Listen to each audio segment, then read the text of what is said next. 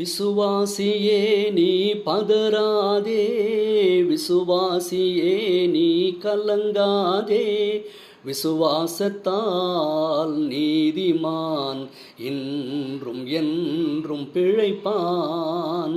விசுவாசத்தால் நீதிமான் இன்றும் என்றும் பிழைப்பான். அன்பானவர்களே, இந்த புதிய நாளிலே, இந்த காலை வேளையிலே உங்களோடு கூட பேசுவதும், தேவனுடைய வார்த்தைகளை பகிர்ந்து கொள்வதும், தியானிப்பதும் தேவன் கொடுத்திருக்கிற மகா பெரிய ஈவு. அதற்காக பரலோகத்தின் தேவனுக்கு முதலாவது நன்றி தெரிவிக்கிறேன். ஒவ்வொரு நாளும் காலை வேளையிலே நீங்களும் மகிழ்ச்சியோடு கூட வந்து அமர்ந்து தேவனுடைய செய்தியை கேட்கும்படியாக உங்களை தாழ்த்துகிறதற்காக கர்த்தருக்கு கொடான கொடி ஸ்தோத்திரம். தாழ்மையுள்ளவனுக்கு கொடுக்கப்படும். தாழ்மையோடு ஒவ்வொரு நாளும் தேவ சமூகத்தில் வந்து அமர்வோம். அவருடைய வழிநடத்துதலுக்காக நாம் அவரை நோக்கி கெஞ்சுவோம். இந்த நாளிலும் கூட நாம் தேவ செய்தியை தியானிப்பதற்கு முன்பாக ஒரு ஜெபத்தை செய்து தேவ சமூகத்திலே நாம் செய்தி ஒப்பு கொடுத்து இந்த செய்தியை நாம் துவங்குவோம், ஜெபிப்போம். கிருபையுள்ள மகா பெரிய தேவனே, சர்வ வல்லவரே, மனுக்குலத்தின் மேல் மாறாத மாசற்ற அன்பு வைத்திருக்கிறவரே, எண்ணி முடியாத நன்மைகளால் ஒவ்வொரு நாளும் மனுக்குலத்தை நிரப்பி வருகிறவரே, உம்மை நன்றியோடு துதிக்கிறோம், உம்மை ஸ்தோத்திரிக்கிறோம். இந்த புதிய நாளை காணும்படியாக நீர் கொடுத்த நல்ல ஈவுக்காக நன்றி சொல்கிறோம். காலங்கள் உங்களுடைய கரத்தில் இருக்கிறதப்பா. ஒவ்வொரு நாளையும் நாங்கள் பார்ப்பது உங்களுடைய சுத்த கிருபை. இரவிலே நாங்கள் உறங்க ஆரம்பித்து மனநிறைவோடு நாங்கள் உறங்கி எழுந்து இந்த புதிய நாளிலே தகப்பனே நாங்கள் உங்களுடைய சமூகத்திலே உம்மை தரிசிக்கும்படியாக, உங்களுடைய வார்த்தைகளை கேட்கும்படியாக நாங்கள் கூடி வந்திருப்பது எத்தனை பெரிய ஆனந்தம். இந்த நாளை முழுவதும் எங்களை நடத்தும், தீமைக்கு விலக்கும். இப்பொழுது நாங்கள் தியானிக்கப் போகிறதான, கேட்கப் போகிறதான தேவனுடைய செய்தி எங்கள் வாழ்வுக்கு பிரயோஜனமாக இருக்கட்டும், எங்களை உற்சாகப்படுத்தட்டும். உங்களுடைய கருத்தில் ஒப்புக் கொடுக்கிறோம். அருமை ரட்சகர் இயேசுவின் இன்ப நாமத்தில் ஜெபிக்கிறோம், ஜீவனுள்ள எங்கள் நல்ல பிதாவே, ஆமென். பிரியமானவர்களே, இந்த காலை வேளையில கூட தேவனுடைய வார்த்தைகளை கேட்டு நம்முடைய உள்ளங்களை உற்சாகப்படுத்திக் கொள்ளும்படி, ஆவிலே அனல் கொள்ளும்படி, நம்முடைய உள்ளங்களை தேற்றிக் கொள்ளும்படி நாம் கூடி வந்திருக்கிறோம். தேவனுடைய செய்தியை கேட்க ஆயத்தமாக இருக்கிற ஒவ்வொருவரும் தேவன் ஆசீர்வதிப்பாராக. இந்த நாளிலே நாம் யோவான் எழுதின சுவிசேஷம் 20ஆம் அதிகாரத்திலிருந்து 21ஆம் அதிகாரத்திலிருந்து நாம் தேவனுடைய செய்தியை பார்க்கலாம். இந்த 21ஆம் அதிகாரம் முழுவதும் நீங்கள் வாசித்து பார்க்க வேண்டும் என்று விரும்புகிறேன். அருமையான சம்பவங்கள் இதிலே சொல்லப்பட்டிருக்கிறது. இது எப்பொழுது நடந்த காரியம் என்றால், கிறிஸ்துவனுடைய மரணத்துக்கு பிற்பாடு நடந்த காரியம். மரித்து அடக்கம் செய்யப்பட்டிருக்கிறார் கிறிஸ்து. சீஷர்களுடைய நிலையை பார்க்கும் பொழுது அவர்கள் பயந்து ஒளிந்து கொள்ளக்கூடிய ஒரு சூழ்நிலையில் இருக்கிறார்கள். ஏனென்றால் கெத்செமனே தோட்டத்திலே ஆண்டவராகிய இயேசுவை பிடிக்க வரும்போதே சீஷர்கள் கலங்கி போய் நின்று கொண்டிருந்தார்கள். ஆண்டவராகிய இயேசுவை சொல்லுகிறார், நீங்கள் என்னை பிடிக்க வந்தது உண்டானால் இவர்களை போக விடுங்கள் என்றார். சொன்ன ஒரு இமைப்பொழுதிலே அவர்கள் சிதறி ஓடி போனார்கள். இதை குறித்தும் தீர்க்கதரிசி பழைய ஏற்பாட்டிலே ஏற்கனவே எழுதி வைத்திருக்கிறார். மேய்ப்பனை வெட்டு, அப்பொழுது ஆடுகள் சிதறிப்போம் என்று எழுதப்பட்டிருக்கிறது. அப்படியே நடந்தது. இப்பொழுது பார்க்கும்போது சூழ்நிலை என்னவா இருக்கிறது என்று பார்க்கும்போது, இயேசுவானவர் மரித்தார், அடக்கம் செய்யப்பட்டார். உயிர் தள்ள போகிறதான அந்த காலை வேளை சீசர்கள் ஒரு வீட்டுக்குள்ளாக அமர்ந்திருக்கிறார்கள். யோவான் எழுதின சுவிசேஷம் 21ஆம் அதிகாரம் 1ஆம் வசனத்திலிருந்து வாசிக்கிறேன், கேளுங்கள். இவைகளுக்கு பின்பு இயேசு திபேரியா கடற்கரையிலே மறுபடியும் சீஷருக்கு தம்மை வெளிப்படுத்தின விவரமாகும். சீமோன் பேதுருவும் திதுமு எண்ணப்பட்ட தோமாவும் கலிலேயா நாட்டில் உள்ள கானா ஊரானாகிய நாத்தான்வேலும் செபதேவின் குமாரரும் அவருடைய சீஷரில் வேறு 2 பேரும் கூடியிருக்கும் போது இந்த வசனத்தை நாம் வாசிக்கும் பொழுது ஏறக்குறைய 7 பேர் அங்கே இருப்பதாக நாம் பார்க்கிறோம். சீமோன் பேதுரு, திதுமு என்னப்பட்ட தோமா, கலிலேயா நாட்டில் உள்ள கானா ஊரான் ஆகிய நாத்தான்வேல், செபதேவின் குமாரர் என்று சொல்லும்போது யாக்கோபு, யோவான் 2 பேர் 5, அவருடைய சீசரில் வேறு 2 பேரும், மொத்தம் 7 பேர் ஒரு இடத்துல இருக்கிறார்கள். எல்லாரும் சூழ்நிலை நீங்கள் யோசித்து பார்ப்பீர்களானால் மன வருத்தத்தோடு, மன துக்கத்தோடு, பயத்தோடு, திகிலோடு, வியாகுலத்தோடு அவர்கள் ஒரு வீட்டுக்குள்ளாக இருக்கிறதை நாம் பார்க்கிறோம். யாரை பார்த்து பேசிக்கொள்ளவில்லை. ஒருவர் முகத்தை ஒருவர் பார்த்து கொண்டு அமர்ந்திருக்கிறதான ஒரு சூழ்நிலை, ஒரு கலக்கமான சூழ்நிலை, ஒரு பயமான சூழ்நிலை. என்ன செய்வோம், நம்பிக்கையற்று போன ஒரு சூழ்நிலை. ஏனென்றால் 3.5 வருஷ காலமாக தங்களோடு கூட இருந்த ஆண்டவராகிய இயேசு சிலுவையிலே அறையப்பட்டு மரித்து அடக்கம் செய்யப்பட்டவராக இருக்கிறார். 3.5 வருஷ காலம் அவரோடு கூட உண்டு உறங்கி அவருடைய அற்புதங்களை பார்த்து அவருடைய வாயிலிருந்து புறப்பட்ட கிருபை உள்ள திருவாய்மொழி அவர்கள் கேட்டு மகிழ்ந்திருந்த காலம்.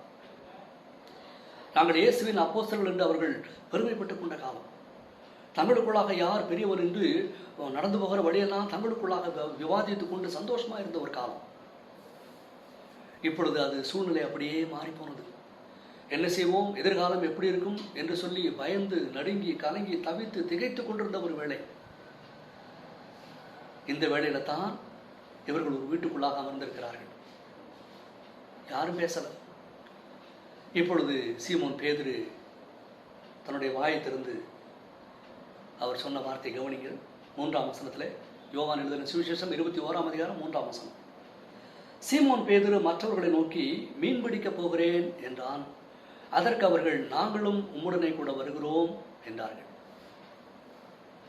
சீமோன் பேதுரு மீன் பிடிக்கப் போகிறேன் என்று மற்றவர்களை பார்த்து சொன்னார். உடனிருந்தவர்கள் ஒரு வார்த்தையும் பதில் சொல்லல. உடனே என்ன சொன்னார்கள், நாங்களும் உம்முடனே கூட வருகிறோம் என்றார்கள். அவர்கள் புறப்பட்டு போய் உடனே படவேறினார்கள் என்று பார்க்கிறோம். ஏனென்றால் பெரும்பாலானவர்கள் மீன் பிடிக்கிறவர்கள். மீன் பிடித்துக் கொண்டிருந்த மீனவர்களைத்தான் அநேகமாக இயேசு அழைத்தார். என் பின்னே வாருங்கள் என்றார், போனார்கள். அவர்களுக்கு தெரிந்த தொழில், வேற என்ன செய்ய முடியும்? உடனே படவேறினார்கள், உடனே போனார்கள். படகுகளை ஆயத்தம் பண்ணினார்கள், வலைகளை வாங்கியிருப்பார்கள். அது வாடகைக்கு எடுத்தார்களோ, என்ன செய்தார்களோ, எது செய்தார்களோ ஒன்றும் தெரியாது. ஏனென்றால் ஒரு முறை இயேசுவிடத்திலே பேதுருவே கேட்கிறார். மத்தேயு எழுதின சுவிசேஷம் 19ஆம் அதிகாரத்தில் அவர் கேட்கிறார், என் பின்னே வாருங்கள் என்று சொன்ன உடனேயே அவர்கள் புறப்பட்டு இயேசுவின் பின்னே போனார்கள். யாக்கோபு, யோவான் அப்படித்தான், செபதேவின் குமாரன். தங்கள் தகப்பனாகிய செபதேவனுடைய கூட இருந்து படகுகளிலே இருந்து வலைகளை பழுது பார்த்து கொண்டிருந்தார்கள். இயேசு அவர்களை பார்த்து என் பின்னே வாருங்கள் என்றார். உடனே கிளம்பி போனார்கள். தங்கள் தகப்பனையும் படகுகளையும் வலைகளையும் விட்டு பின்னே போனார்கள். இந்த சம்பவத்தை இயேசுவானவர் உயிரோடு இருக்கிற காலத்திலேயே பேதுரு நினைவுபடுத்தி பேசுகிறார். ஆண்டவராய் இயேசுவோடு கூட இருக்கிற அந்த இடைப்பட்ட நாட்களிலேயே அவர்கள் விட்டு வந்த அந்த பழைய தொழிலை குறித்து அவர்கள் சிந்தித்தார்களோ என்னவோ தெரியவில்லை. பேதுரு அதை ஞாபகப்படுத்தி பேசுகிறார். மத்தேயு எழுதின சுவிசேஷம் 19ஆம் அதிகாரத்தை நாம் வாசிக்கும் பொழுது ஆண்டவராய் இயேசுவிடத்தில் அவர் கேட்கிறார். 27ஆம் வசனத்தை வாசிக்கிறேன், கேளுங்கள்.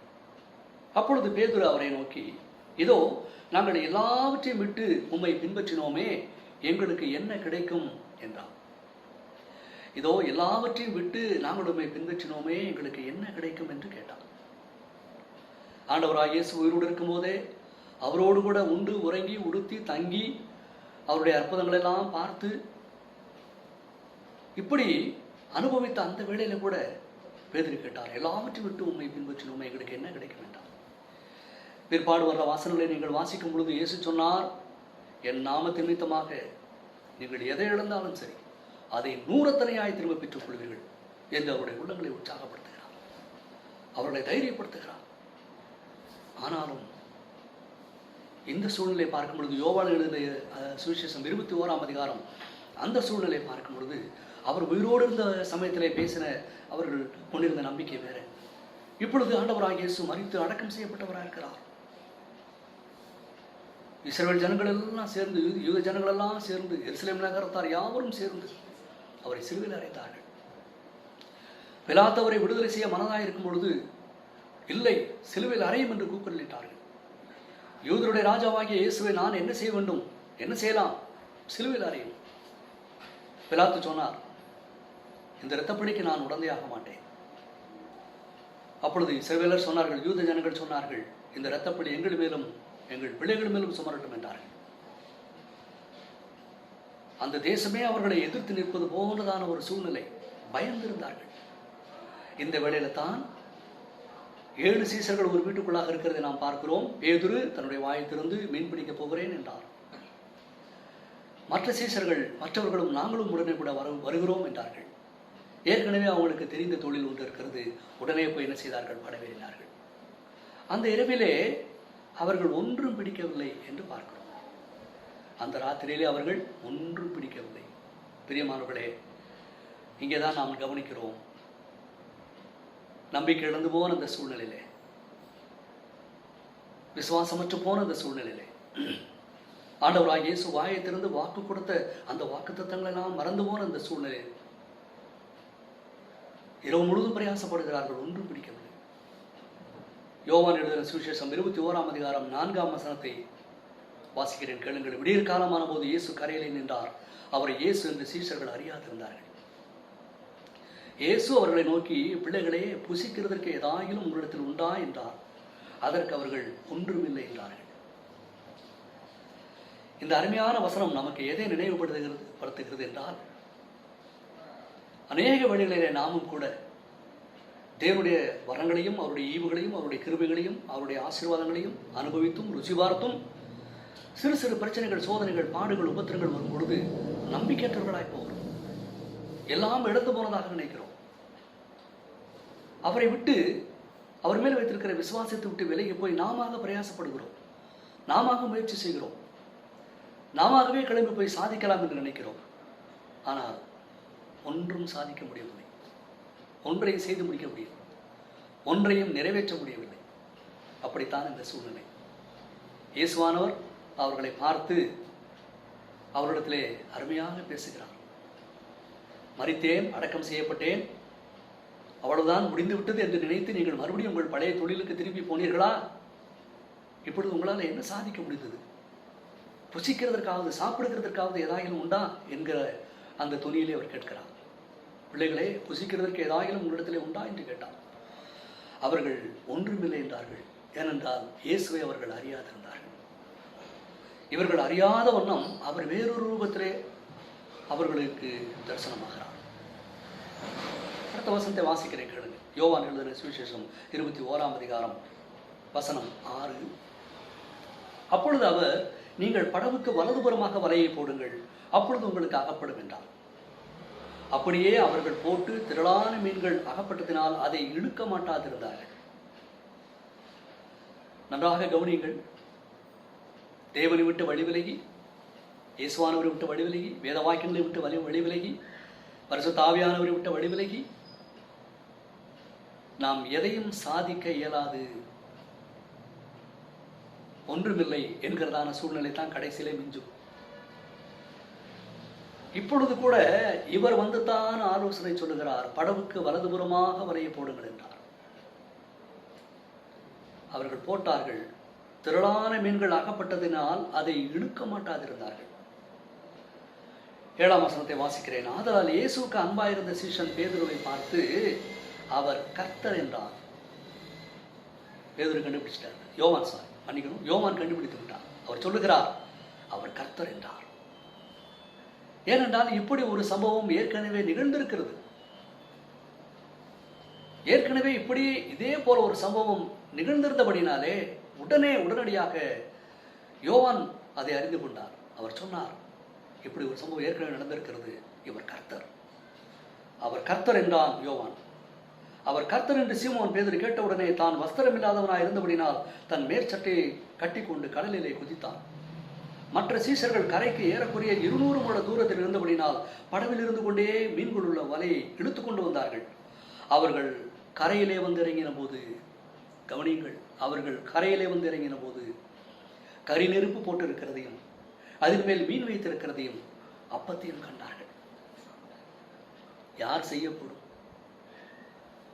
வானாதி வானங்களை உண்டாக்கின தேவகுமாரன், பிதாவின் வலது பார்சத்திலே மகிமையோடு விற்றிருந்த தேவகுமாரன், சிலுவை வரைக்கும் இறங்கி தம்முடைய ஜீவனை மரணத்துக்கு ஒப்புக் கொடுத்த, நம்முடைய பாவத்திற்கு பரிகாரமாய் ஒப்புக் கொடுத்த தேவகுமாரன் இப்பொழுது தம்முடைய அன்பின் மக்களுக்காக, தம்மோடு கூட இருந்தவர்களுக்காக கடற்கரையிலே கரி நெருப்பு போட்டு மீன்களையும் அப்பத்தையும் வைத்துக் கொண்டு அவர் காத்திருந்ததை பார்க்கிறோம். எந்த தெய்வம் அப்படி செய்ய முடியும்? ஆண்டவராகிய இயேசு அதை செய்தார். தம்முடைய அன்பின் பிள்ளைகளுக்காக அவர் கரையிலே காத்துக் கொண்டிருக்கிறார்.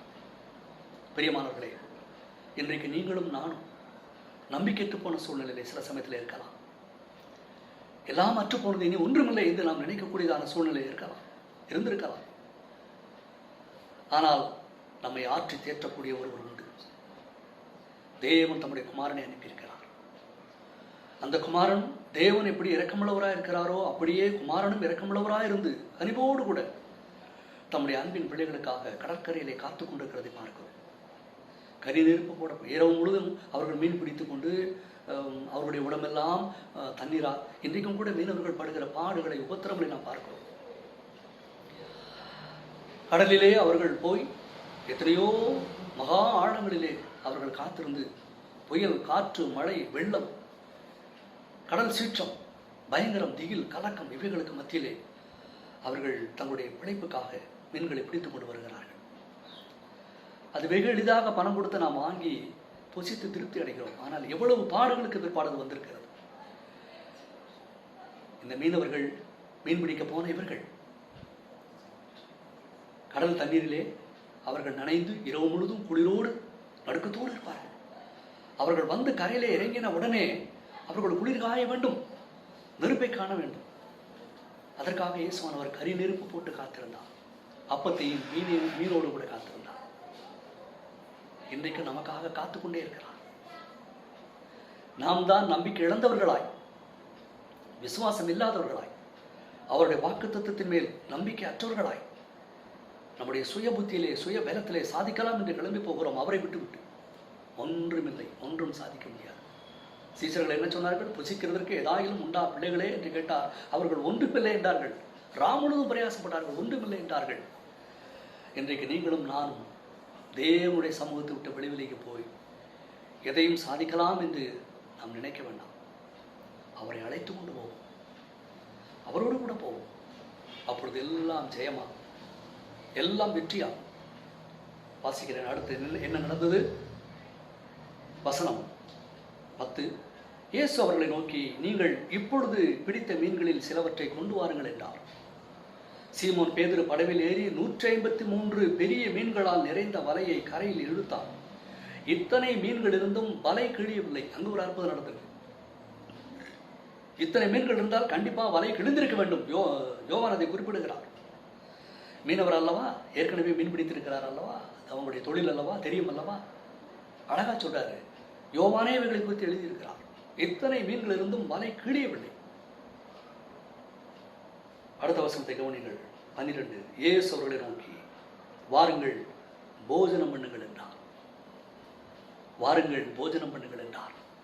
இன்றைக்கு பிரியமானவர்களே, நீங்களும் நான் வாருங்கள் போஜனம் பண்ணுங்கள் என்று இயேசுவானவர் அழைக்கிறார். நீங்களும் நானும் போவோம். நாம் போவோம் அவரிடத்துல. அவிசுவாசம் அடைய வேண்டாம், கலங்கி போக வேண்டாம். சூழ்நிலைகள் சில சமயத்தில் அப்படி நிகழலாம், வரலாம். ஆனாலும் அவர் மேல் வைத்திருக்கிற விசுவாசம், அவருடைய வாக்குத்தத்தத்தின் மேல் நாம் வைத்திருக்கிற நம்பிக்கை, அதை உறுதியோடு பற்றிப்போம். சீசரிடத்திலே அன்பு கூர்ந்த அதே தேவன், அதே ஆண்டவராகிய இயேசு இன்றைக்கும் ஜீவிக்கிறார். நம்ம எல்லாரும் மேலும் அன்பு வைத்து வாருங்கள் என்று அழைக்கிறார். நமக்கு ஆலோசனை சொல்லுகிறார். வலதுபுறமாக போங்கள், இடதுபுறமாக போங்கள் என்று சொல்லி ஆலோசனை சொல்லுகிறார். நமக்காக காத்திருக்கிறார். நாம் போவோம், அவருடைய சமூகத்திற்கு போவோம், அவருடைய வார்த்தைகளை கேட்போம், கீழ்ப்பிடிப்போம். தேவன் நம்மை ஆசீர்வதிப்பார். இந்த நல்ல நாளிலே இந்த செய்தியை நாம் தியானிக்கும்படியாக தேவன் கொடுத்த நல்ல வாய்ப்புக்காக அவருக்கு நன்றி சொல்வோம். ஜெபம் செய்வோம். பரலோகத்தின் பரிசுத்த பிதாவே, நல்லவரே, வல்லவரே, உம்மை நாங்கள் துதிக்கிறோம். மனமகிழ்வான இந்த புதிய நல்ல நாளிலும் கூட நாங்கள் உங்களுடைய வார்த்தைகளை தியானிக்கவும், உங்களுடைய வார்த்தைகளை நாங்கள் ஆராயவும், அவைகளை சிந்திக்கவும் எங்களுடைய உள்ளங்களை தேற்றுக்கொள்ளவும் நீர் கொடுத்த கிருபைக்காக ஸ்தோத்திரிக்கிறேன். இயேசுவானவர் உயிர்த்தெழுந்த பிற்பாடு தமக்கு அன்பான சீஷர்களை அவர் தேடி போனதை பார்க்கிறோம். இன்றைக்கும் நீர் எங்களை தேடி வருகிறதற்காக உங்கள் கொடான கூடி ஸ்தோத்திரம்.